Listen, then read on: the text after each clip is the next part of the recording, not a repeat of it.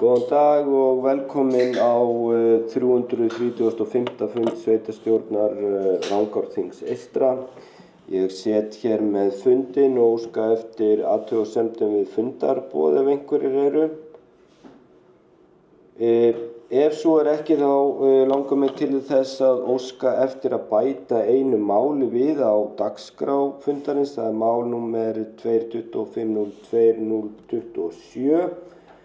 Gatnagerð í Stóragerði. Þau sem samþykkja að því verið bætt á dagskrá og gefa merki. Það samþykkt Nei, fyrirgefðu. Það svo vont með þessi gleraugu, sko. Ég sé rosa vel hérna það sem ég að lesa. Svo allt hitt bara í blurri, sko. Fyrirgefðu, Lilja.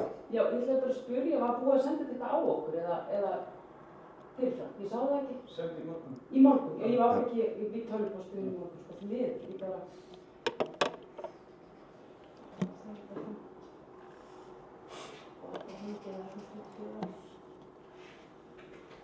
Hvað segir þið?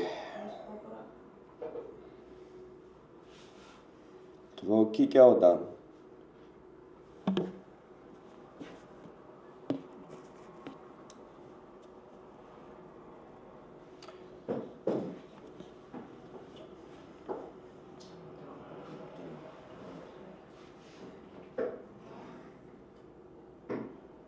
Heyrðu, á ég ber þetta upp aftur með að við bætum þessu máli á dagskrá mál 22502-027 Gatnagerð Stóragerði. Þau sem það samþykkja gefið merki.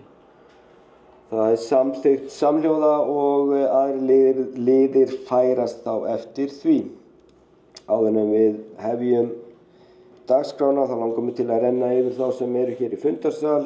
Það Anton Kári Halldórsson, Elvar Eyvindsson í fjarveru Árný Arndar Svavarsdóttur, Sigríður Karolína Viðarsdóttir, Lilja Einarsdóttir, Guri Hilstad Ólason í fjarveru Bjarka Oddssonar, Rafn Bergsson og Tómas Birgir Magnússon sá sem hér stendur.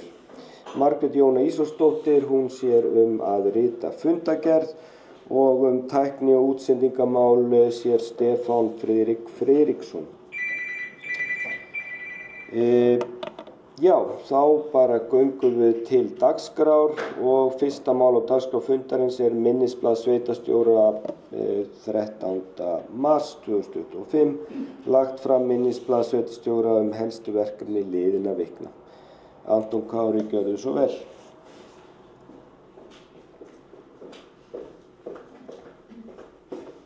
Takk fyrir það. Oddviti, sveitarstjórnar fulltrúar og aðrir tilheyrendur. Ég ætla að renna yfir minnisblaðavenju, yfir það helsta sem á dag okkar hefur drifið undanfarin mánuði. Venjustiklega á stóru nokkur af þeim helstu verkefnum sem við hjá Rangárþingi eystra og aðrir í sveitarfélaginu okkar höfum verið að fást við að undanförnu. Þann 20. febrúar var haldinn sameiginlegur fundur sveitarfélaga í Rangárvallasýslu með forsvarsmönnum HSU. En fundurinn var haldinn til að upplýsa stöðum mála varðandi mönnun lækna í Rangárvallasýslu. Fram kom á fundinum að búið að manna með 2 til 3 læknum út ágúst. 2 norskir læknar skipta með sér einu stöðugildi og þá gert ráð fyrir að 1 norskur læknir bætist við í sumar. Upplýst var að túlkaþjónustu yrði sinnt eins og hægt væri, bæði af hálfu starfsfólks og með sértúlkun þegar svo bæri undir. Áfram verða íslenskir verktakarlæknar að störfum. Ekki hefur enn gengið að ráða yfirlækni eða lækna í fastar stöður á starfssvæði HSU í Rangárþingi eystra eða í Rangárþingi, en áfram verður haldið að auglýsa eftir þeim.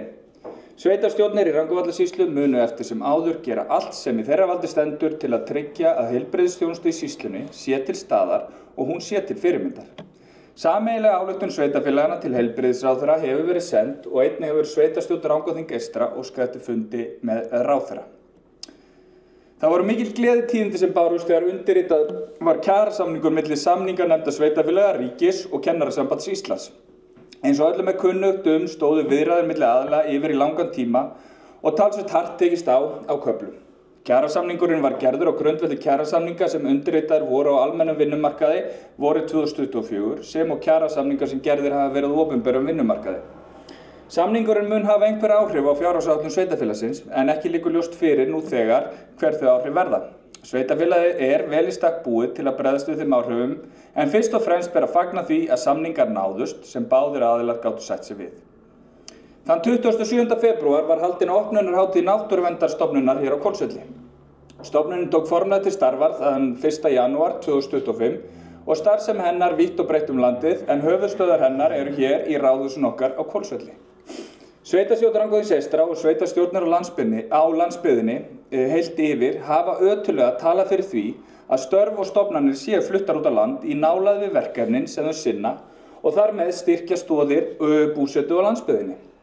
Við í Rangárþingi eystra þökkum að heilum hug fyrir það að litið hafi verið til okkar við undirbúning og ákvarðanatöku höfuðstöðvar Náttúruverndarstofnunar og teljum það sína glöggt að innviðir okkar eru sterkir og samfélagið okkar tilbúið að taka á móti góðu fólki sem hér vill setja stað. Svona til að setja hlutin aðeins í samhengi og hversu mikilvægt það fyrir sveitarfélag eins og Rangárþing eystra að fá höfuðstöðvar Náttúruverndarstofnunar á Hvolsvöll, getum við leikið okkur aðeins að tölu. Ef við gerum til þess ráð fyrir því að stöðugildi stofnunarinnar í Rangárþingi eystra verði 4 árið 2025, samsvarar það miðað við íbúafjölda að stofnun með 268 starfsmenn taki til starfa í Reykjavík. Já, og þá ég bara að tala Reykjavík, ekki höfuðborgarsvæði í heild sinni. Það gefur því augaleið að þetta fyrir okkur virkilega stórt mál. Hér verða til góð og mikilvæg störf sem krefjast menntunar og opnar það því mikla möguleika fyrir unga fólkið okkar sem hefur fluttað heiman til að mennta sig, til að flytja heim aftur í sína sveit, búa og starfa til framtíðar. Því jú, það hvergi betra að búa en akkurat hér í Rangárþingi eystra. Með tilkomu Náttúruverndarstofnunar á Hvolsvelli fjölgar eggjum í okkar körfu og styrkir stoðir samfélagsins. Formlega opnunarhátíð Viss vinnustaðarins okkar í Örkinni var haldin þann 13. febrúar. Hátíðin var einkar glæsileg og sótt að fjölda fólks til að fagna nýjum henkjunum Viss með starfsfólki og leiðbeinendum. Það frábært að sjá hversu vel starfsemi Viss blómstrar í Örkinni og hversu vel hefur tekist að útfæra húsnæðið undir starfsemina. Það ekki langt síðan starfsemin opnaði í fyrsta skipti hér á Hvolsvelli, þá í gamla matsal Kirkjuhvols. Þóttu sumum það ansi bratt og töldu litla sem enga þörf fyrir slíkan vinnustað í okkar samfélagi. Það ánægjulegt að þær raddir voru svo sannarlega ekki sannar, því starfsemin hefur blómstrað og sprengdi loks utan af sér húsakostin á Kirkjuhvoli. Nú eru starfsmenn Viss 11 talsins og starfa þar einnig 3 leiðbeinendur í 1,73 stöðugildum. Nú í febrúar var óskað eftir því við stjórn Bergrisans BS að ráða inn 4. leiðbeinendan í 0,55 stöðugildi vegna aukinnar þjónustu þyngdar á vinnustaðnum og fjölgunar starfsmanna. Stjórnin samþykkti beiðnina og starfa því hjá Viss á Hvolsvelli nú 4 leiðbeinendur í 2,28 stöðugildum. Það von mín að vinnustaðurinn haldi áfram að vaxa og dafna og hvetja alla íbúa til að kíkja á Viss og sjá með eigin augum það frábæra starf sem það sinnt samfélaginu okkar til mikils framdráttar. Sveitarstjóri og formaður skipulags- og umhverfisnefndar funduðu á dögunum með nokkrum sérfræðingum ISOR eða frá Íslenskum orkurannsóknum. Þar sem fundarefnið var grunnvatn og grunnvatnsstraumar í Rangárþingi eystra. Virkilega fróðlegan fund var að ræða. Grunnvatn og grunnvatnsstraumar gætu orðið mikilvæg auðlind í framtíðinni. Lítið vitað stöðu grunnvatns á undirlendi Rangárþings eystra og fáar borholur á stóru svæði sem gætu gefið einhverja mynd þá auðlind sem þarna gæti lengst. Það sem helst væri horft til framtíðar væri hvort möguleiki væri á því að nýta þetta grunnvatn til einhvers konar uppbyggingar, til dæmis fiskeldi eða jafnvel til orkuöflunar fyrir varmadælur, ásamt fleiri mögulegum þáttum. En allt það háð hinum ýmsu breytum, til dæmis varðandi gæði vatnsins, efnainnihalds, magns og hitastigs. Þessar upplýsingar liggja hins vegar ekki fyrir í dag, en ljóst að í framtíðinni gætu þarna lengst talsverðar auðlindir fyrir okkur hér í Rangárþingi eystra. Niðurstaða fundarins var sú að minnisblaðið yrði unnið það sem vitað og stillt upp áætlun hvað þyrfti til að afla frekari upplýsinga. Og að lokum, það styttist í vorið og veðurblíðan undanfarin misseri gefur góð fyrirheit það sem koma skal, í það minnsta vonum við það. Njótum þess að falleru daga í leik og starfi, það alltaf spennandi tímar framundan í Rangárþingi eystra. Takk.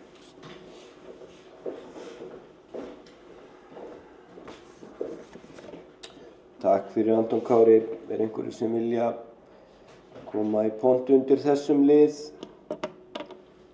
Ef svo ekki, þá göngum við til næsta dagskrárliðar. Það lið númer 2 á dagskrá, gatnagerð Stóragerði. Auglýst var eftir tilboðum í verkið Stóragerði 2025 í febrúar. 2 tilboð bárust og þann 12. mars voru tilboðin opnuð á skrifstofu Rangárþings Eystra að Austurvegi 4 að viðstöddum þeim bjóðendum sem það kusu.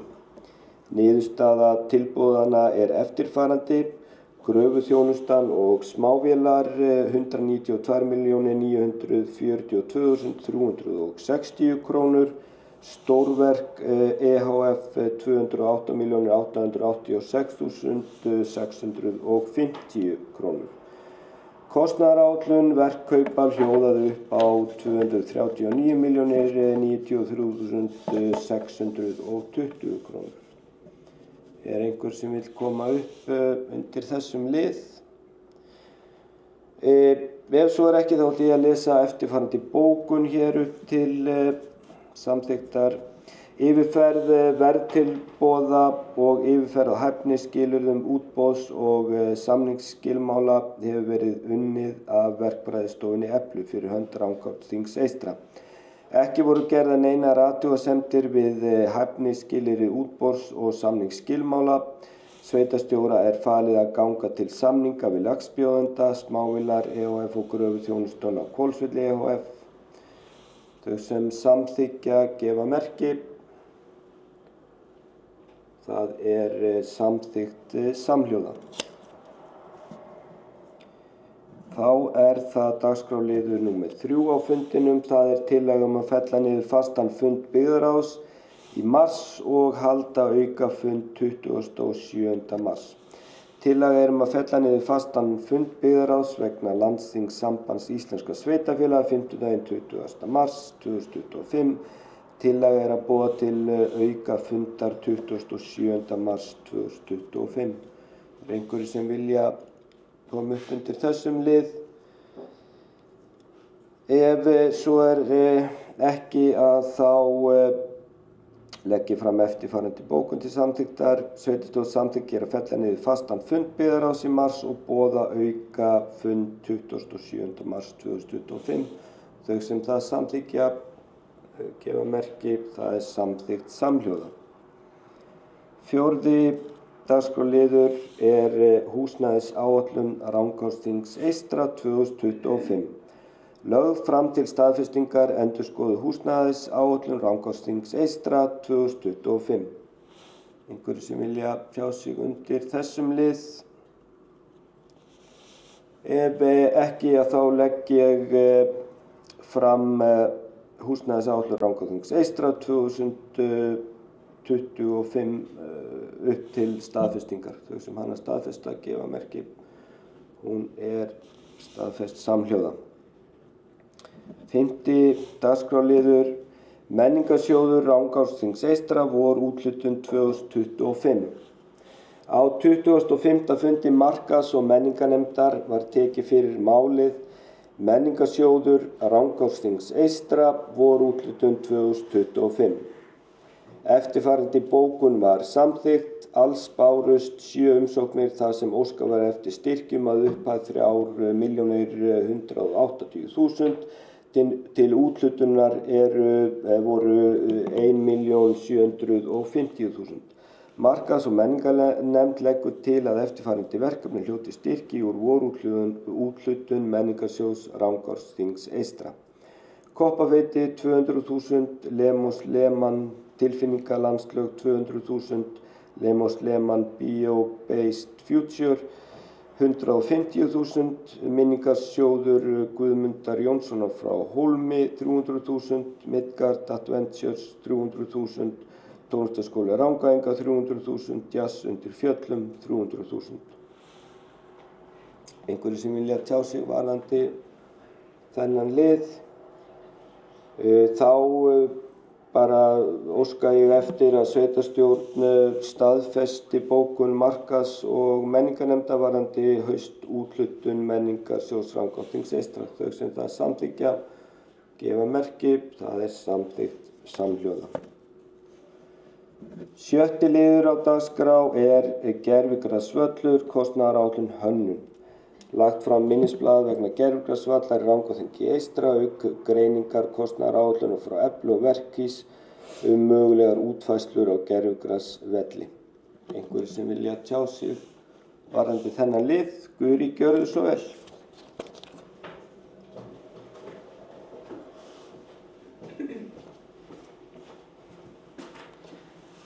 Takk fyrir oddviti og góðan daginn öll sömul.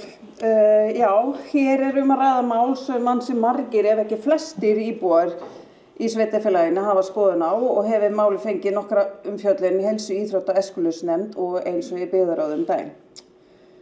Já, eins og fram hefur komið það samþykkti byggðarráð að unnin verði fullarhönnun og útboðsgögn fyrir halvan gervigrasvöll á núverandi æfingasvæði við Vallabraut. Í minnisblaði sem unnið var á oddvita og sem í málsgögnunum hér í dag kom fram að í september 2022 taldi formaður KFR að það væri frekar þörf fyrir æfingaaðstöðu innandýra þar sem að veðráttan á Íslandi býði ekki upp á að æfa úti allt árið þó svo að veðrið á Hvolsvelli sé frábært eins og við öll vitum. Eins og málin standa í dag og í ljósi þess að nágrannir okkar í Ytra eru að fulla að byggja nýjan gervigrasvöll og í fullri stærð skils mér, tel ég það góð lausn að byrja að byggja hálfan gervigrasvöll og gera ráð fyrir að hægt vera að byggja yfir hann seinna eða jafnvel að stækka eins og oddviti leggur til í minnisblaðinu sínu. Og ég það aðeins að velta fyrir mér staðsetningu vallarins.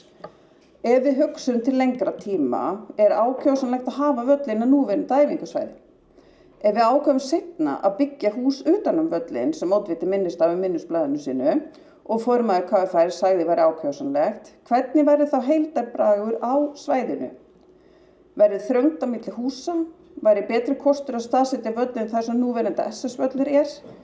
Ef við sjáum fyrir okkur að geta byggt yfir völlin seinna, tel ég það mikilvægt að gera ráð fyrir því við hönnun vallarins og svæðisins í heild strax í upphafi. Samkvæmt mínum upplýsingum hálfur fótboltavöllur á bilinu 3200 til 4100 fermetra stærð og ljóst að hús í kringum hann hús þá utanum hann væri ansi stórt. Einnig þarf að vera hátt til lofts og væri því hugsanlegt hús ansi stórt og áberandi og þess vegna að mínum að nauðsynlegt að hugsa að málið alveg til enda strax í upphafi ferlis. Einnig til að kostar að útiloka ekki stækkun vallar í framtíðinni og ef þörf þykir fyrir og mun staðsetningin sem hér að ræða ekki leyfa það. Takk fyrir.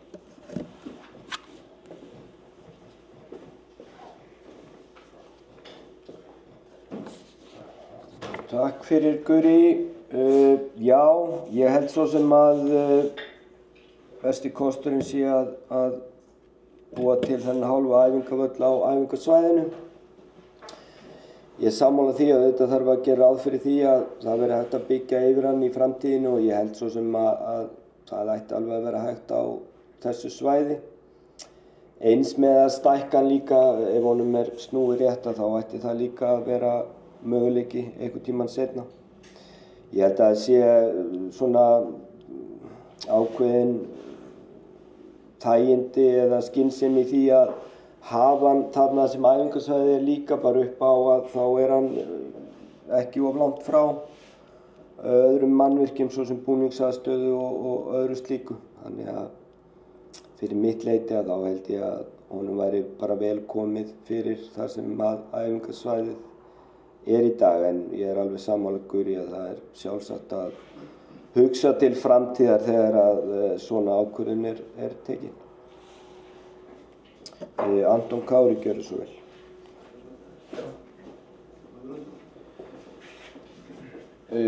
Elvar, gjörðu svo vel.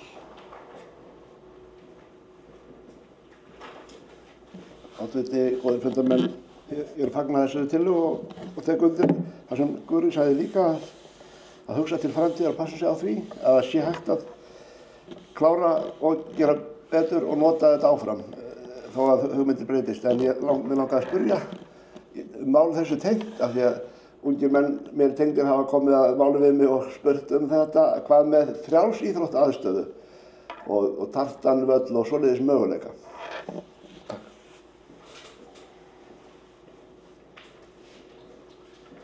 Takk fyrir Anton Kári, gjörðu svo vel.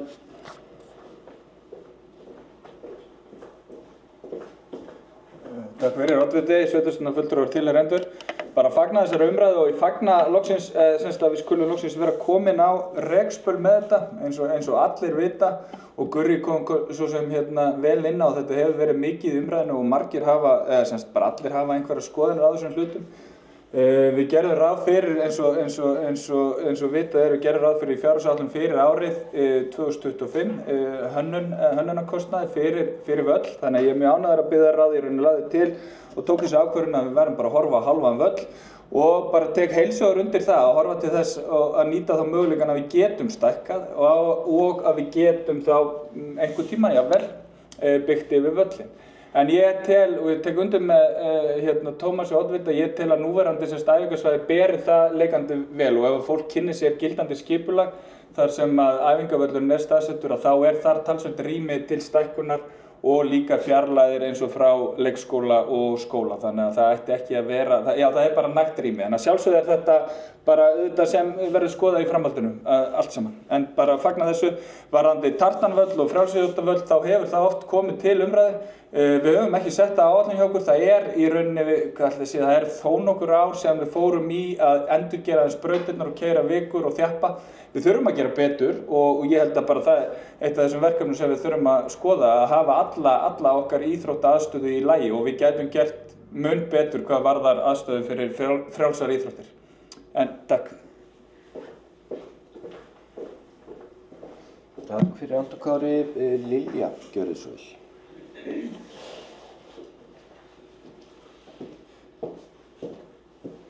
Já, takk, oddviti, væri fundarmenn. Mér langar bara að vekja máls á því líka því að við erum að tala staðsetningu þarna sem að æfingasvæði núverandi og þessi gögn sem fylgdu með í pakkan við hefur reyndar verið ágætt kannski að fylgja lítið betur eftir í upphafi erindisins að þá þarna í minnisblaði og öðrum gögnum svona tillögur þar sem má draga úr kostnaði. Þegar í fyrstu lotu þá eins og það kosti í rauninni 40% minna að gera halvan völl. Það ekki helmingi ódýrara, það eins og 60% af kostnaði. En svo kemur þarna auka minnisblað þar sem talið fram atriði sem að má draga úr kostnaði með því að draga aðeins úr kannski gæðum efnis eða minni uppgröftur eða minni lampar, minna grindverk og eitthvað slíkt sem auðvitað vel. En það má þá auðvitað ekki koma niður á því að það verði aukinn kostnaður og þessum kostnaði hent út gluggann ef þá svo stækka völlin kannski eftir 3 ár eða annað slíkt. Þannig að bara það tekið tillit til þess og hefði alveg verið ágætt að sjá, hefði þið mátt spara eitthvað líka við heilan völl, eða þetta einungis hægt fyrir að dregið úr kröfum og það þá þannig að þessi hálfi völlur, ef hann verður tekinn og stækkaður, hann þá ekki fullgildur keppnisvöllur. Þetta finnst mér þurfa að koma fram og svo finnst mér ekki góð stjórnsýsla að segja ég tel að það sé hægt að stækka, við gerum ráð fyrir því, það við þetta liggja alveg ljóst fyrir áður en verður hafist handa. Takk.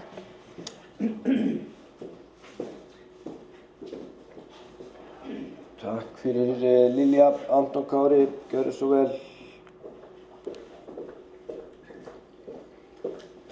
Takk fyrir það, oddviti, sveitarstjórnarfulltrúar, tilheyrendur. Ég bara, nú verið að samþykkja að fara í hönnun á vellinum og þá erum við að ná okkur í gögn til þess að bera saman og til þess að leggja fyrir. Svo áætlun sem við fengum og svo tillaga sem við fengum frá Verkís núna fyrir áramót með þessum 2 tillögum, hún mjög gróf en hún var líka gerð til þess að við gætum gert okkur aðeins mynd og við fengum aðra greiningu á henni og þá talað ýmsa þætti. Það enginn að tala að við eigum að slá af kröfum eða við eigum ekki að vanda okkur í því sem við erum að gera. Það gildir bara með allt sem við eigum að gera. En við erum akkurat þá núna að samþykkja farið þá vinnu að láta hanna og búa til almennilega og greina góða kostnaðaráætlun sem við getum byggt á og auðvitað hönnunargögn. Og það getur vel verið að það komi í ljós í því ferli að við getum valið á milli ólíkra kosta.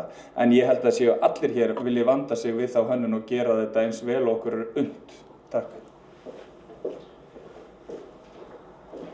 Takk fyrir Anton Kári. Rafn, gjörðu svo vel.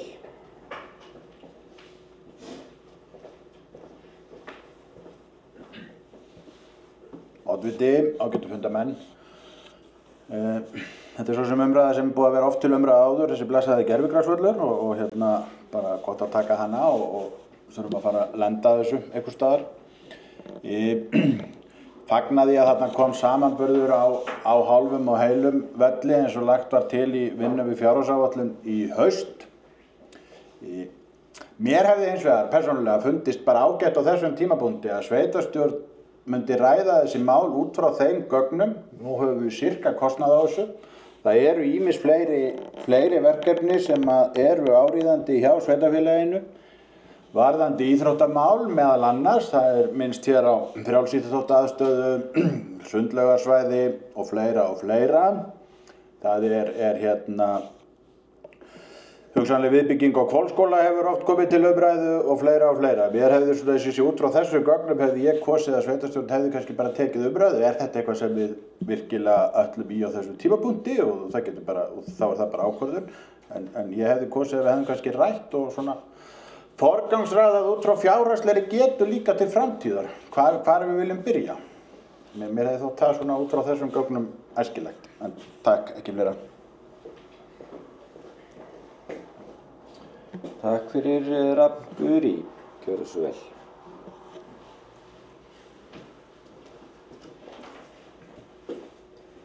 Takk, Oddviti. Já, ég tek undir með Rabba. Ég ætla bara kannski að ítrekka það sem ég var að reyna að segja upphafi, sko, að við leggjum þá áherslu á þegar hönnunarvinnan fer af stað, að þessu hugsa til framtíðar í þessari vinnu, að við sjáum það fyrir okkur, annarkvort að við þá stækkum það völlin og hann væri þá bara heill keppnisvöllir eða byggjum yfir hann.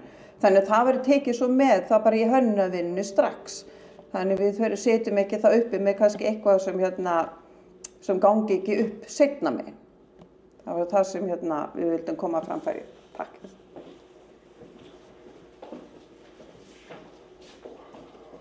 Takk fyrir Guri. Já, varðandi kostnað og annað, eins og Anton Kári sagði að þá er náttúrulega hugmyndin með því að fara í að gera kostnaðaráætlun fyrir þetta að þar með getum við náttúrulega séð nákvæmar tölur hvað þetta kostar og eins þá hvernig við getum stillt þessu verkefni upp.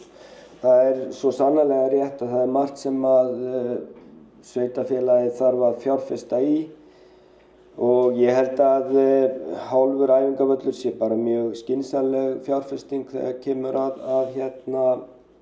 fjárfestingagetu sveitarfélagsins, að þetta sé eitthvað sem nýtist vel og það er margt annað líka. Ég held að við þurfum að kannski að skoða það einmitt út frá þessari fínu skýrslu sem að heilsu íþrótta og æskulýðsnefndin vann. Þar var komið fram ýmsir þættir varðandi hluti sem að við þurfum að fara í að byggja upp eða endurnýja. Sundlaugin, það mál er í vinnslu og svo framvegis, þannig að ég held að sé bara mikilvægt einmitt að áfanga og kostnaðarskipta þessum hlutum og það að fara í hönnun og nákvæma kostnaðargreiningu á hálfum gervigrasvelli sé bara einn liður í þeirri vegferð hjá okkur. Varðandi frjálsíþróttavöllinn, þá er það líka eitthvað sem að þarf að byggja upp einhvern tímann til framtíðar og bæta aðstöðuna þar. Það er náttúrulega bara svo sem líka með mannvirki yfir höfuð að það kostar að eiga þau. Það þarf að halda þeim við og endurnýja hlutina reglulega. Þannig að ég held að það sé eitthvað líka bara sem að þurfa að skoða í þessari vinnu. Eru fleiri sem vilja tjá sig varðandi þennan lið? Ef svo er ekki, þá ætla ég að bera eftirfarandi bókun upp til samþykktar. Tillaga er að sveitarstjórn staðfesti bókun byggðarráðs frá 7. mars og samþykkja að unnið verði fullnaðar hönnun og útboðsgögn fyrir hálfan gervigrasvöll á núverandi æfingasvæði við Vallabraut. Þau sem það samþykkja gefa merki. Já, gjörðu svo vel. Fundarhlé.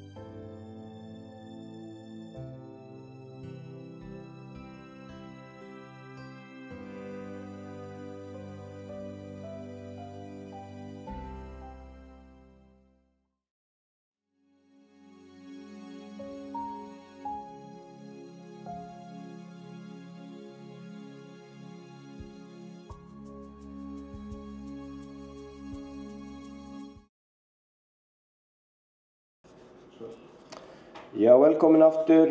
Við erum í 7. dagskrálið, Gerðugrasvöllur, kostnaðaráætlun, hönnun og B-listinn með breytingatillögu. Hver ykkar vill fylgja því eftir? Guðri, gjörðu svo vel.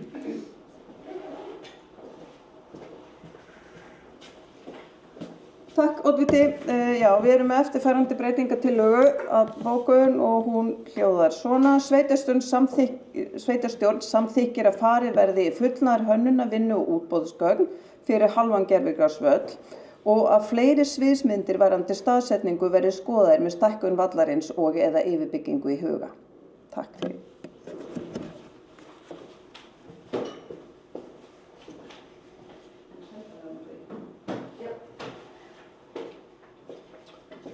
Takk fyrir, Guðri.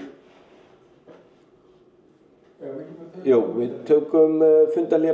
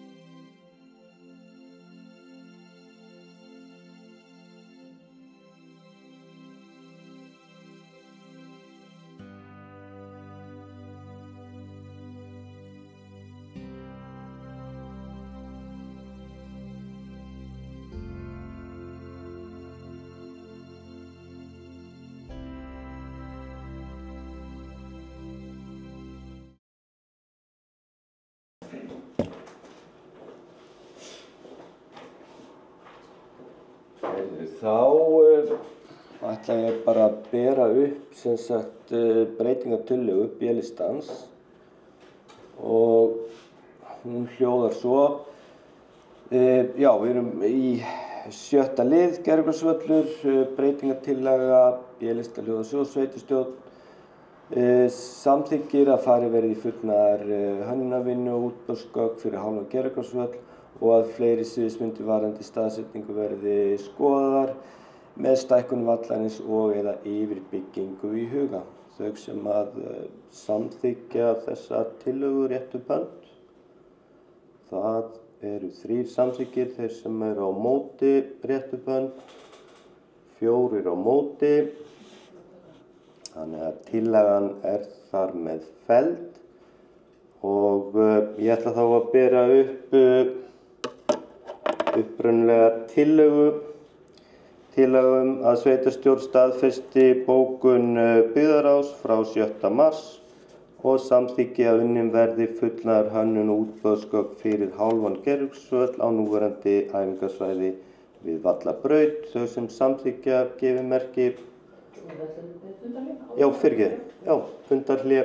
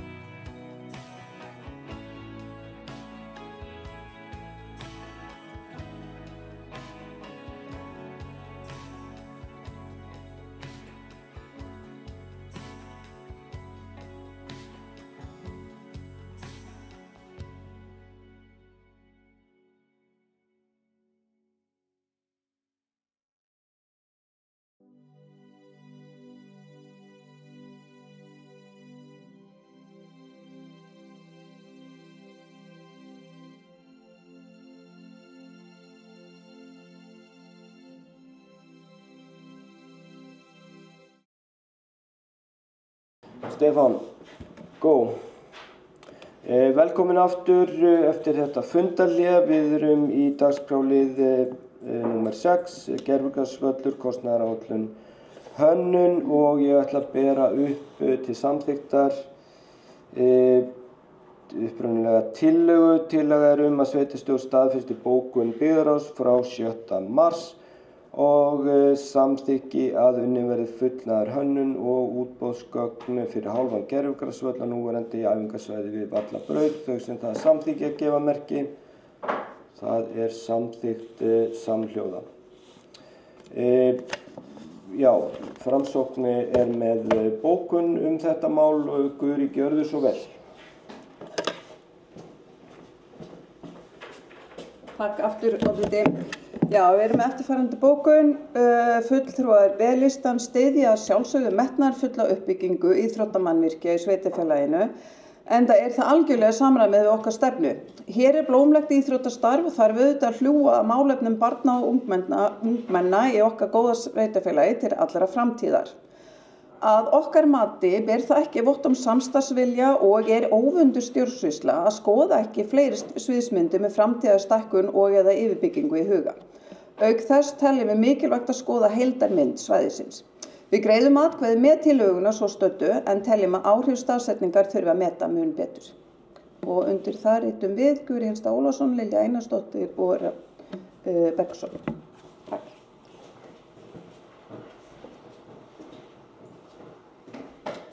Takk fyrir þetta, Guðri. Þá höldum við áfram og erum komin í 7. mál á dagskrá. Það er breytt nefndarskipan N-lista 2025. Lögð fram tillaga N-lista breyting á nefndarmönnum í fjölskyldunefnd, skipulags- og umhverfisnefnd og markas- og menningarnefnd. Er einhver sem vilja tjá sig undir þessum lið? Ef ekki þá les ég upp eftirfarandi tillögu. Tillaga er að Guðni Ragnarsson taki sæti sem aðalmaður í fjölskyldunefnd í stað Heiðbráar Ólafsdóttur og varamaður verði Tómas Birgir Magnússon í stað Guðna Ragnarssonar sem áður var varamaður. Og tillaga að Guðni Ragnarsson taki sæti sem varamaður í skipulags- og umhverfisnefnd í stað Heiðbráar Ólafsdóttur og síðan tillaga að Magnús Benónýsson taki sæti sem varamaður í markas- og menningarnefnd í stað Tómas Birgirs Magnússonar. Þau sem samþykkja þessa tillögu gefi merki. Hún er samþykkt samhljóða. 8. mál á dagskrá, Brunavarnir Rangárvallasýslu, BS, ársreikningur 2024. Lagður fram til staðfestingar ársreikningur Brunavarna Rangárvallasýslu, BS 2024. Einhverjir sem vilja tjá sig undir þessum lið?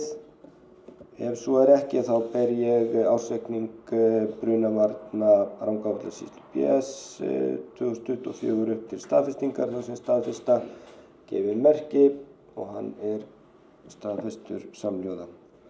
9. mál á dagskrá, Symfó í Sundi. Lagt fram bréf Sinfóníuhljómsveitar Íslands þar sem lagt er til við sveitarstjórn að í tilefni að 75 ára afmæli hljómsveitarinnar verði boðið upp á beina útsendingu í Sundlaugin á Hvolsvelli frá tónleikum með Klassíkin okkar sem hefst klukkan 20 á RÚV þann 29. ágúst. Eru einhverjir sem vilja tjá sig varðandi þennan lið? Ef svo er ekki þá ætla ég að leggja eftirfarandi bókun upp til staðfestingar. Sveitarstjórn þakkar fyrir erindir og fagnar frumkvæði Sinfóníuhljómsveitar Íslands að þessum viðburði. Hins vegar hentar tímasetning viðburðarins þann 29. ágúst klukkan 20 mjög illa fyrir íbúa Rangárþings eystra, þar sem á sama tíma fer fram hið árlega kjötsúpuröld í tengslum við bæjarhátíð sveitarfélagsins, kjötsúpuhátíðina. Því sé að sveitarstjórn sér ekki fært að taka þátt í viðburðinum að þessu sinni. Þau sem samþykkja þessa bókun gefi merki. Hún er samþykkt samhljóða. Og 10. mál á dagskrá, fyrirspurn fulltrúa B-lista stöðu uppbyggingar áforma húsnæðis fyrir fatlað fólk í Rangárþingi. Lögð fram fyrirspurn fulltrúa B-lista stöðu uppbyggingar áforma húsnæðis fyrir fatlað fólk í Rangárþingi. Ekki einhver frá B-listanum sem vil fylgja þessu úr hlaði? Lilja, gjörðu svo vel.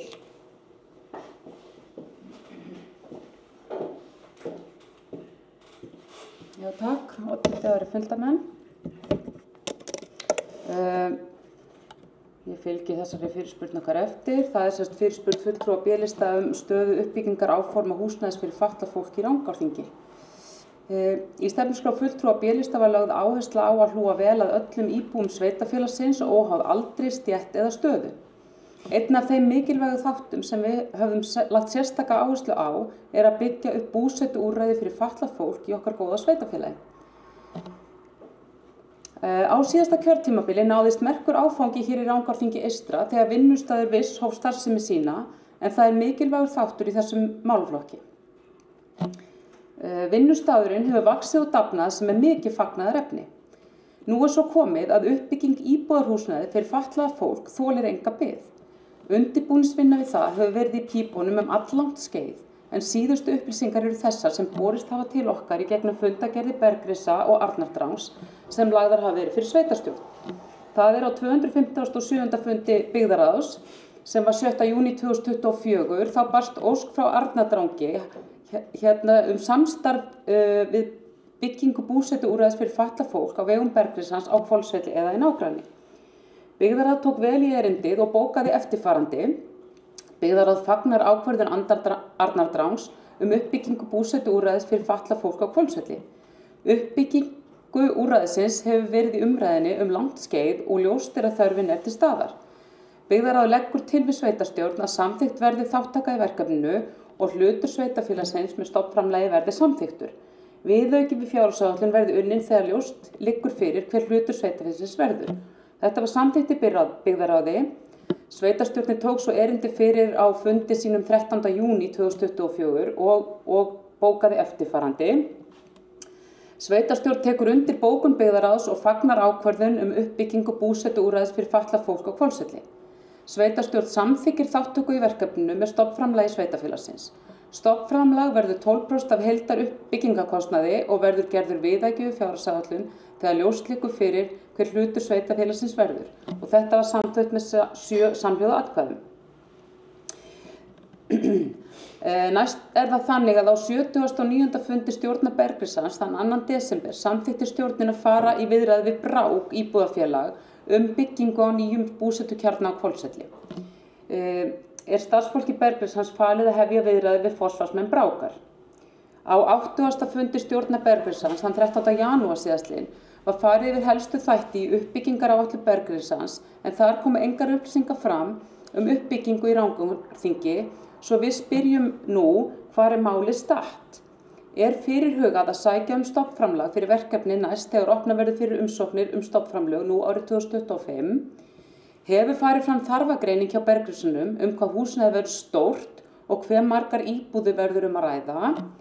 Og þarf ekki að hefja undirbúning í sveitarstjórn Rangárþings eystra staðsetningu þess húsnæðis? Og undir þetta reytum við Guðri Hylstad Ólason, Lilja Einarsdóttir og Rafn Bergsson. Takk.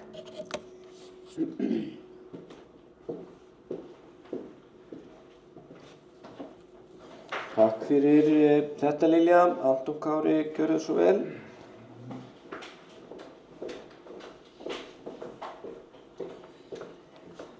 Oddviti sveitarstjórnar fulltrúar og aðrir tilheyrendur.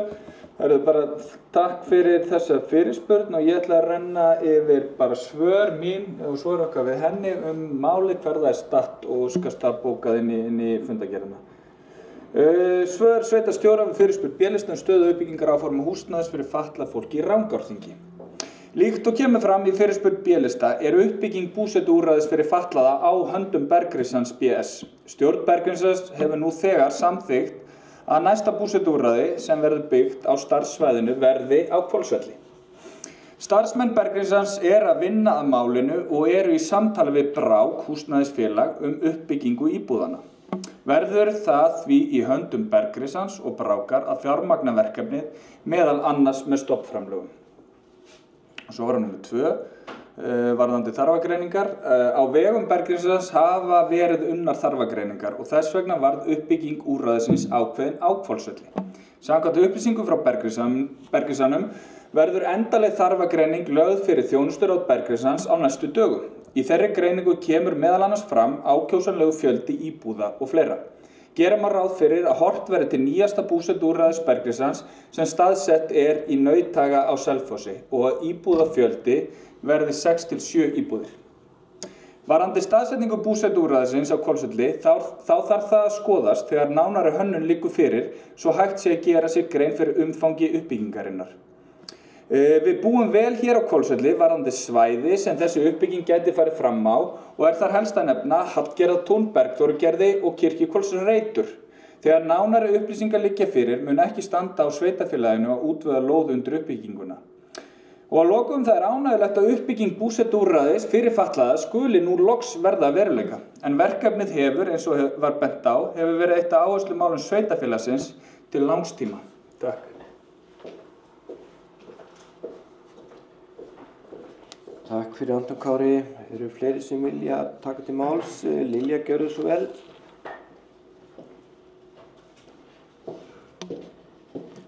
Já, þetta eru fundamenn. Takk fyrir þessar upplýsingar, sveitarstjóri. Það mjög ánægjulegt að heyra þetta. Þetta meira en við höfum fengið upplýsingar þannig að þetta greinilega komið eitthvað lengra heldur en upplýst hefur verið og stærðin kannski svona eitthvað hugmynd sem við getum farið þá að ímynda okkur hvar geti verið. Og ég tek undir það við nóg pláss, en það er gaman að taka umræðin það og vera í samvinnu það hvar við viljum sjá þetta vaxa og dafna. Þannig að það er gott að ræða málið með góðum fyrirvara, þrátt fyrir að það sé ekki allt sem liggi fyrir endanlega. Takk.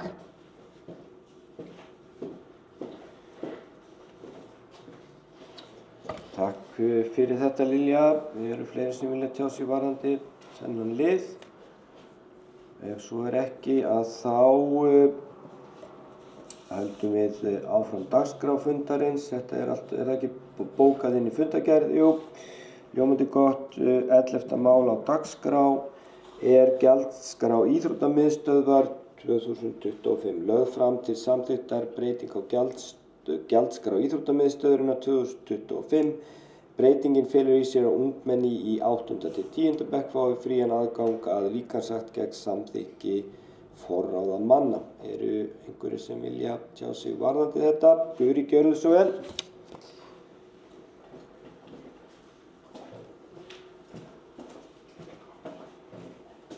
Takk, Oddviti. Já, þetta var náttúrulega til umræðu líka hérna á fundi í febrúar og eins og ég myndist á þá þetta mikil talskona hreyfingar og heilsurækt og til jákvætt að grunnskólanemendur á unglingastigi fá frían aðgang á líkamsræktinni hjá okkur. Aðeins að velta fyrir mér leyfisbréfið sem hér fylgir líka með gögnum. Þar sem staðsetning þar sem verið að tala umgengni að börnin í ræktinni þurfa að ganga vel og virða reglur í íþróttamiðstöðvarinnar og það eru skilyrði fyrir leyfið. Og einnig kemur fram í leyfisbréfinu að brot á reglum varða brottvísun og ógildingu þessa leyfis. Þetta sem sagt leyfisbréf sem foreldrar og barn þurfa að skrifa undir.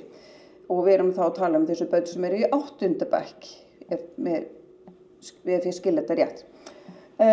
Og þá eins og velta fyrir mér komnar það verklagsreglur varðandi hvernig verður tekið að brot ungmenna á þessum reglum.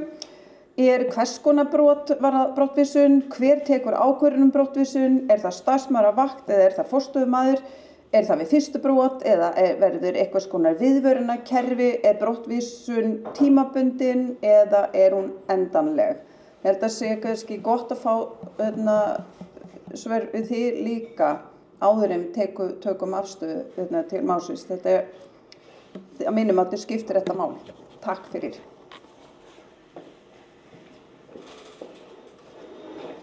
Takk fyrir þetta, Guri. Anton Kári, gjörðu svo vel.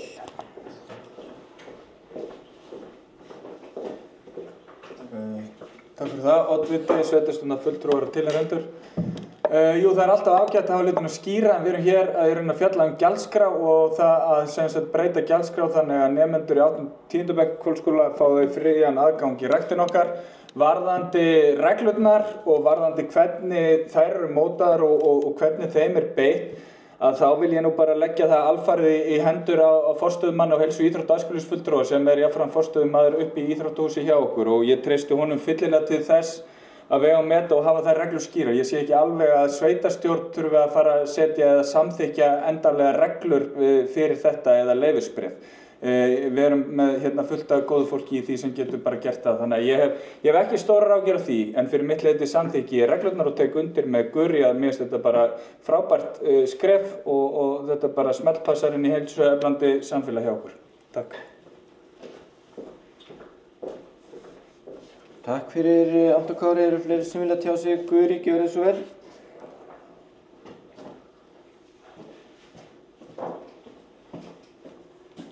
Já, takk Oddviti. Ég var nú bara að spyrja því þetta var bara gagn sem fylgdi málinu og ef ég man þetta rétt þá þegar heilsu íþrótta og æskulýðsnefnd kom með þessu tillögu fyrst, það var það með þeim formerkjum. Það er að segja að börn fengu þá bæði frítt í ræktinni og líka að aldurstakmörk eru lækkuð niður í 8. bekk sem hafa verið 9. bekk núna, að það var skilyrði fyrir því að gera það að foreldrar þurftu að þá skrifa undir leyfisbréfi og barn þá greinilega líka. Þannig en ef við ætlum að taka það bara út, þetta náttúrulega breyting á reglum í líkamsræktinni, ekki bara gjaldskrá. Ef við erum það bara að samþykkja gjaldskrá þá kannski að það komi það fram, en að það reglunar verði þá bara eitthvað svona innanhúsmál þá í íþróttahúsinu. En ég kom með þessu spurningu af því þetta málsgagn. Takk. Takk fyrir þetta Guri. Anton Kári, gjörðu svo vel. Takk fyrir það, Oddviti, sveitarstjórnarfulltrúar. Bara skiljanlega, en gagnið fer þarna bara undir náttúrulega til upplýsingar. Í liðnum og inngangin að liðnum kemur lögð fram til samþykktar breyting á gjaldskrá íþróttamiðstöðvar. Þannig að ég lít svo að við séum að fjalla það varðandi útfærslur á reglum eða hvernig það kemur skýrt fram í gjaldskráni að það þurfi leyfi forráðamanna fyrir því. Þannig að bara fyrir mína parta þarf ekki að vera að þvæla þetta mál neitt frekar heldur bara ef að fólk sátt við það að bera það upp. Takk fyrir Anton Kári. Ég ætla bara að taka undir með þeim sem hafa talað undir þessum liða. Þetta fagnaðarefni að ungmennum í 8. og 10. bekk verði gert kleift að nýta sér líkamsræktina og bara vonandi gengur það allt saman vel. Eru fleiri sem vilja tjá sig varðandi þennan lið? Lilja, gjörðu svo vel.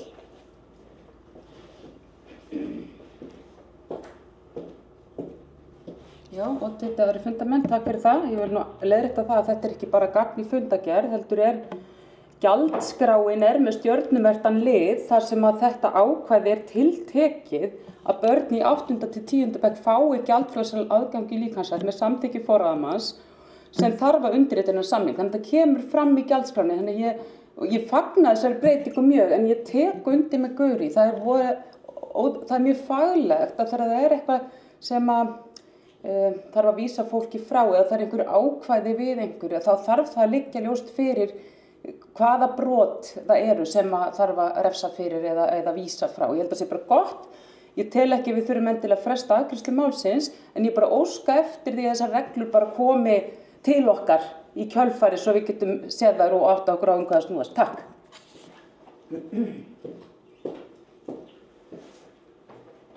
Takk fyrir þetta Lilja.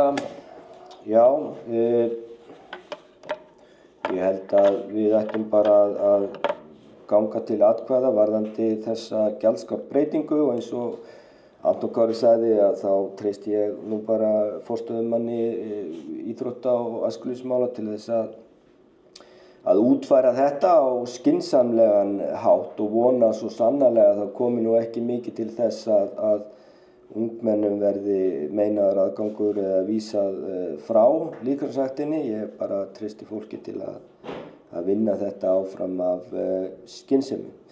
Eru fleiri sem vilja tjá sig varðandi þennan lið? Ef svo er ekki þá ætla ég að bera upp til samþykktar gjaldskrár á Íþróttamiðstöðvar 2025 þau sem hana samþykkja að gefa merki. Hún er samþykkt samhljóða. Fundarhlé, gjörið þið svo vel.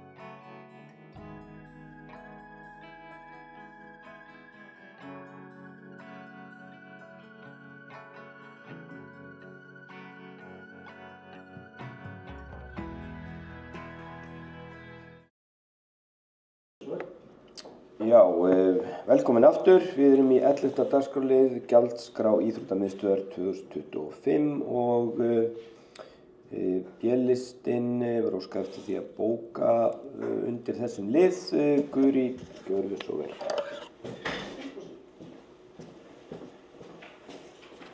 Takk fyrir oddviti. Já, fulltrúar B-listans samþykkja fyrir sitt leyti gjaldskrá íþróttamiðstöðvar en óska jafnframt eftir því að reglur líkamsræktarstöðvar verði lagðar fram til kynningar á næsta fundi og verða sýnilegar á heimasíðu sveitarfélagsins. Og undir því ritum við náttúrulega Guri Hilst Ólafsson, Lilja Einarsdóttir og Rafn Bergsson. Takk fyrir.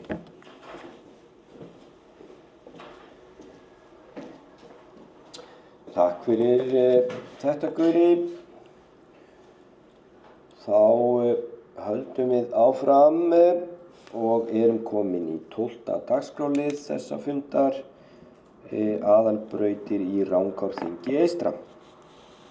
Skipulags- og umhverfisnefnd leggur til við sveitarstjórn að taka undir erindi skipulags- og umhverfisnefndar til vegagerðarinnar að Fljótshlíða vegur 26202 verði metinn. Einhverjir sem vilja tjá sig undir þessum lið? Ef svo ekki, þá ber ég eftirfarandi bókun til staðfestingar. Sveitarstjórn tekur undir erindi skipulags- og umhverfisnefndar til vegagerðarinnar og felur skipulags- og byggingafulltrúa að vinna málið áfram. Þau sem það samþykkja gefið merki. Það er samþykkt samhljóða. 13. mál á dagskrá ósk breytt staðfang brú. Skipulags- og umhverfisnefnd gerir ekki athugasemd við hinn nýju staðföng og leggur til við sveitarstjórn að staðföngin verði samþykkt. Einhverjir sem vilja tjá sig varðandi þennan lið? Ef ekki, þá ber ég eftirfarandi bókun til staðfestingar. Sveitarstjórn staðfestir bókun skipulags- og umhverfisnefndar og samþykkir ný staðföng fyrir frístundabyggðina. Þau sem það samþykkja gefa merki. Það er samþykkt samhljóða. Og 14. dagskrárliður merkjalýsing Skíðbakki.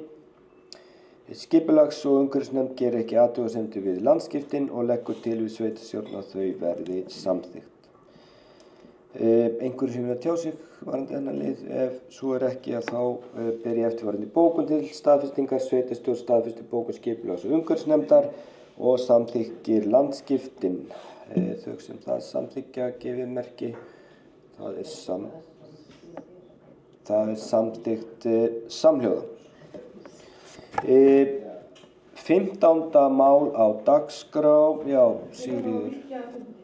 Sigríður Karolína Viðarsdóttir óskar eftir að víkja að fundi undir 15. dagskrálið. 15. dagskrárliður merkjalýsing sameignar Akurs, Hjarðartúns, Lynghaga og Miðtúns. Skipulags- og umhverfisnefnd gerir ekki athugasemd við landskiptin og leggur til við sveitarstjórn að millispildurnar verði samþykktar fyrir samruna landeigna. Einhverjir sem vilja tjá sig varðandi þennan lið? Ef ekki, þá ber ég eftirfarandi bókun til samþykktar. Sveitarstjórn staðfestir bókun skipulags- og umhverfisnefndar og samþykkir landskiptin sem og ný staðföng. Þau sem staðfesta samþykkja rétt við pönd. Það er samþykkt samhljóða. Og þá ætla ég að ná í hérna Sigríði. Gjörðu svo vel.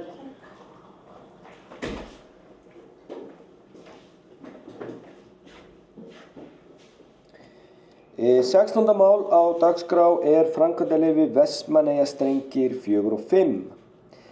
Skipulags- og umhverfisnefnd leggur til sveitarstjórn að framkvæmdaleyfi verði veitt með fyrirvara samþykki landeiganda. Einhverjir sem vilja tjá sig varðandi 16. dagskrárlið? Ef svo er ekki, þá ber ég eftirfarandi bókun til staðfestingar. Sveitarstjórn staðfestir bókun skipulags- og umhverfisnefndar og samþykkir veitingu framkvæmdaleyfis.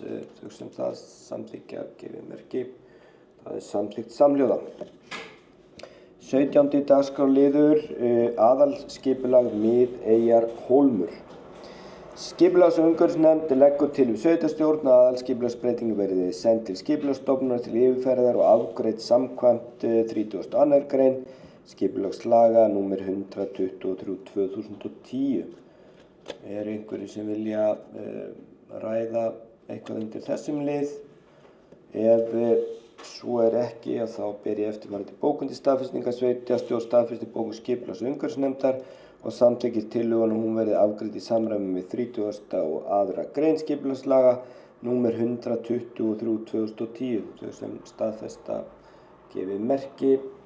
Hún staðfest samhljóða. 18. dagskrárliður aðalskipulag Seljalandssel. Skipulags- og umhverfisnefnd leggur til við sveitarstjórn að framkomin skipulagslýsing verði kynnt og send til lögbundinna umsagnaraðila samkvæmt 30. grein skipulagslaga númer 123/2010. Einhverjir sem vilja tjá sig varðandi þennan lið? Ef svo ekki, þá ber ég eftirfarandi bókun upp til staðfestingar. Sveitarstjórn staðfestir bókun skipulags- og umhverfisnefndar og samþykkir að skipulagslýsingin verði kynnt og send til lögboðinna umsagnaraðila samkvæmt 30. grein skipulagslaga númer 123/2010. Þau sem samþykkja gefi merki. Það samþykkt samhljóða. 19. dagskrárliður aðalskipulagsbreyting Dímunarflöt 1-7. Skipulags- og umhverfisnefnd leggur til við sveitarstjórn að breytingin verði send til yfirferðar hjá Skipulagsstofnun og afgreidd samkvæmt 32. grein skipulagslaga númer 123/2010. Einhverjir sem vilja tjá sig varðandi þennan lið? Ef ekki, þá lesi ég eftirfarandi bókun til staðfestingar. Sveitarstjórn staðfestir bókun skipulags- og umhverfisnefndar og hún verði afgreidd í samræmi við 30. og 2. grein skipulagslaga númer 123/2010. Þau sem samþykkja gefi merki og hún samþykkt samhljóða. 20. dagskrárliður Dímunarflöt 1-7. Deiliskipulag Dímunarflöt 1-7. Skipulags- og umhverfisnefnd leggur til við sveitarstjórn að deiliskipulagstillagan verði send til Skipulagsstofnunar til yfirferðar og afgreidd samkvæmt 42. grein skipulagslaga númer 123/2010. Einhver sem vil koma upp undir 20. lið? Ef svo ekki, þá ber ég eftirfarandi bókun til staðfestingar. Sveitarstjórn staðfestir bókun skipulags- og umhverfisnefndar og samþykkir að tillagan verði afgreidd í samræmi við 42. grein skipulagslaga númer 123/2010. Þau sem samþykkja gefi merki. Það samþykkt samhljóða. 21. dagskrárliður fundarins deiliskipulag Þórólfsfell. Skipulags- og umhverfisnefnd leggur til við sveitarstjórn að tillagan verði send til Skipulagsstofnunar til yfirferðar og afgreidd samkvæmt 40. og 2. grein skipulagslaga númer 123/2010. Einhverjir sem vilja tjá sig undir þessum lið? Ef ekki, þá ber ég eftirfarandi bókun til staðfestingar. Sveitarstjórn staðfestir bókun skipulags- og umhverfisnefndar og samþykkir að tillagan verði afgreidd í samræmi við 40. og 2. grein skipulagslaga númer 123/2010. Þau sem samþykkja gefi merki og það samþykkt samhljóða. 20. og 2. dagskrárliður deiliskipulag Traðarland 2. Skipulags- og umhverfisnefnd leggur til við sveitarstjórn að deiliskipulagstillagan verði auglýst og send til umsagnaraðila samkvæmt 41. grein skipulagslaga númer 123/2010. Eitthvað hér sem fundarmenn vilja ræða? Ef ekki, þá ber ég eftirfarandi bókun upp til staðfestingar. Sveitarstjórn staðfestir bókun skipulags- og umhverfisnefndar og samþykkir að tillagan verði auglýst í samræmi við 42. grein skipulagslaga númer 123/2010. Þau sem samþykkja gefi merki. Það samþykkt samhljóða. 23. dagskrárliður fundarins deiliskipulag Ytri-Skógar héraðsskólinn. Skipulags- og umhverfisnefnd leggur til við sveitarstjórn að deiliskipulagsgerð verði heimiluð. Einhverju sem vilja ræða eitthvað undir þessum lið? Ef svo ekki, ber ég eftirfarandi bókun upp til staðfestingar. Sveitarstjórn staðfestir bókun skipulags- og umhverfisnefndar og heimilar breytingu á deiliskipulagi fyrir Ytri-Skóga. Þau sem það samþykkja gefi merki. Það samþykkt samhljóða. Þá erum við komin í fundargerðir. 24. dagskrárliður, það fundur byggðarráðs númer 274, lögð fram til staðfestingar. Fundargerð 200, nú bara stóð þetta í mér. 274. fundar byggðarráðs. Eitthvað í þessari fundargerð sem fundarmenn vilja ræða. Lilja, gjörðu svo vel.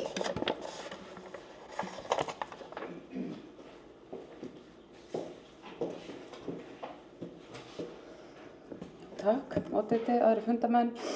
Kemur fram í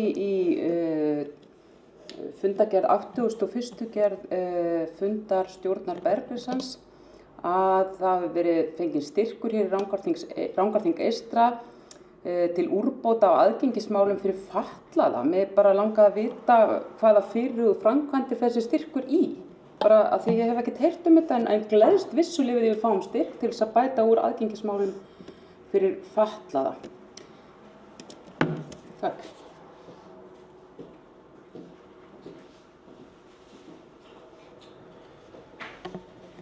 Takk fyrir Lilja. Anton Kári, gjörðu svo vel.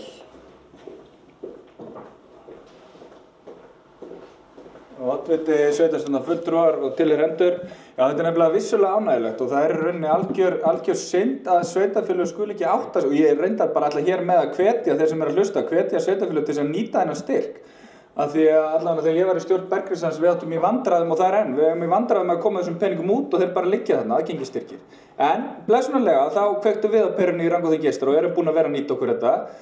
Nú erum við eiginlega að fá styrk svona hálfpartinn eftir á. Við erum búin að laga aðgengi og flóttaleiðir í Viss, örkin okkar og svo var þetta rampurinn og pumpan á hurðinni hérna niðri og svo eru fleiri verkefni í bígerð. En þetta eru svona styrkir sem sveitarfélögin getur sótt í fyrir þá opinber mannvirki upp á aðgengismál og við getum alveg, við getum gert betur á mörgum stöðum og skipulags- og byggingafulltrúi og ásamt markaðs- og kynningafulltrúi hafa haldið vel utan um þetta og sótt fyrir okkur.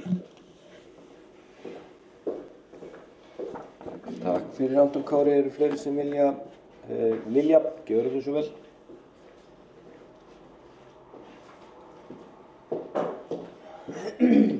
Takk fyrir það, Anton Kári. Ég tek algjörlega undir það. Við höfum að nýta okkur alla styrki sem við getum mögulega sótt og það er auðvitað einkar ánægilegt og gott fyrir okkur sveitarstjórnarfulltrúa að vera vel upplýst hvað er verið að gera. En það er gaman að reka augun í þetta og geta spurt og þá vil ég bara vekja máls á því líka í leiðin úr því kannski er það út af þessum styrk en fundurinn var tekinn tvisvar fyrir á tveimur byggðarráðsfundum. Hann var bæði 274. og 273. byggðarráðsfundi. Þannig að það er búið að fjalla um þetta tvígang. Þannig að þetta er í því að sinn. Takk. Takk fyrir þetta Lilja. Allt er þegar þrennt er. Já, eru fleiri sem vilja tjá sig varðandi þessa fundargerð? Ef svo er ekki þá bara legg ég fram til staðfestingar fundargerð 274. fundar byggðarráðs í heild sinni. Þeir sem hana staðfesta gefið merki, hún er staðfest samhljóða. Þá erum við komin í 25. lið og jafnframt síðasta dagskrárlið þessa fundar. Það er byggðarráð fundargerð númer 273, lögð fram til staðfestingar fundargerð 273. fundar byggðarráðs. Er eitthvað í þessari fundargerð sem að fundarmenn vilja ræða? Já, Lilja, já.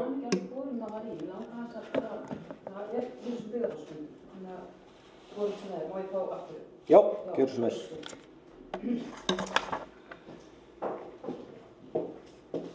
Já, takk oddviti og aðri fundarmenn. Mér langaði líka bara aðeins að óska eftir því að las nú af áhuga þessa fjölmörgu fundi Sambands íslenskra sveitarfélaga því að það voru margir fundir þegar verkföll stóðu yfir og voru yfirvofandi hjá kennurum. Ég gleðst yfir því að það er búið að semja þar. En það vantar einn fund, ég óska eftir að hann koma á næsta fund. Það er held ég fundur 964. Þetta var bara eins og framhaldssaga, þannig að þið kannski passið upp og hann komi næst. Takk.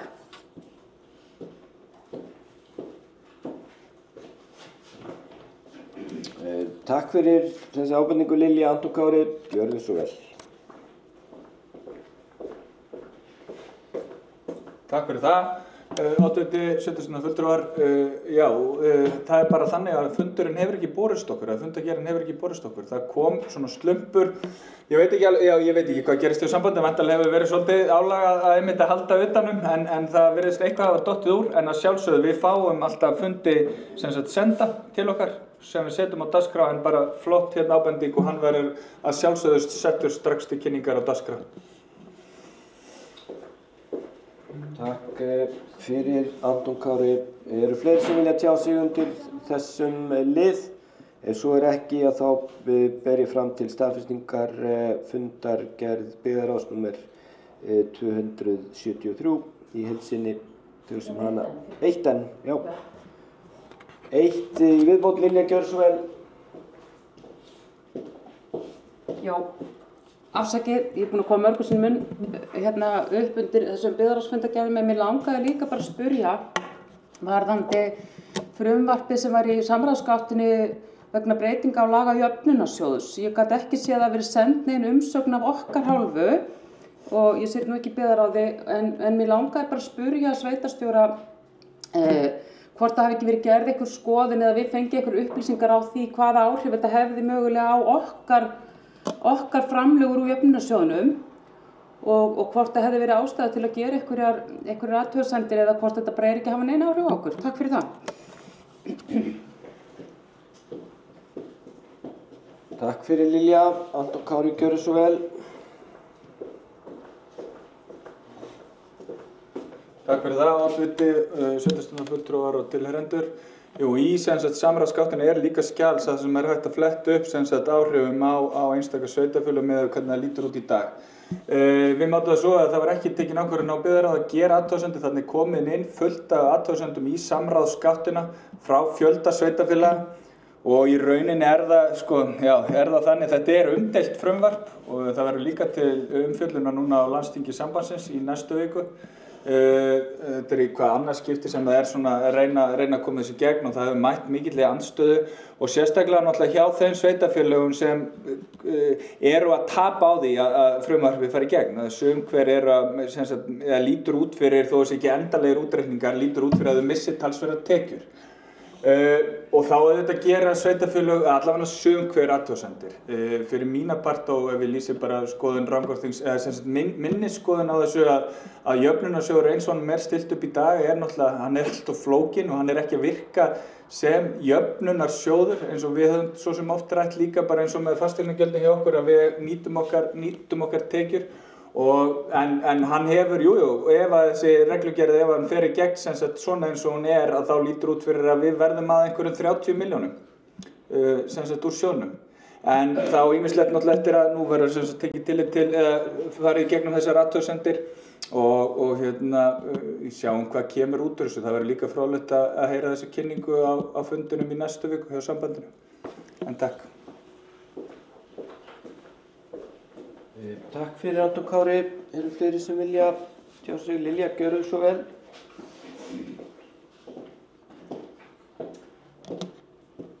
Já, það verður fróðlegt fyrir þá sem fara á þann fund að fá þær upplýsingar en við eigum ekki öll sæti þar.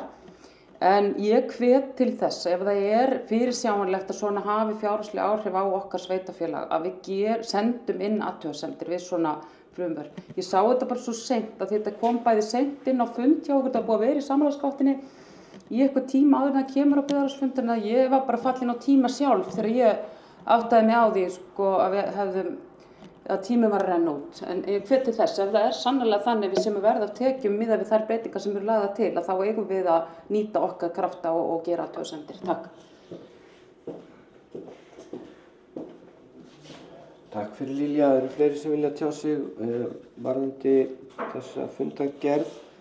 Ef ekki þá ber ég fram til staðfestingar fundargerð byggðarráðs númer 173. Þeir sem staðfesta hana í heild sinni gefa merki, hún staðfest samhljóða. Þá bara þakka ég þeim sem horfðu á fundinn með okkur í dag og slít þessum fundi. Takk.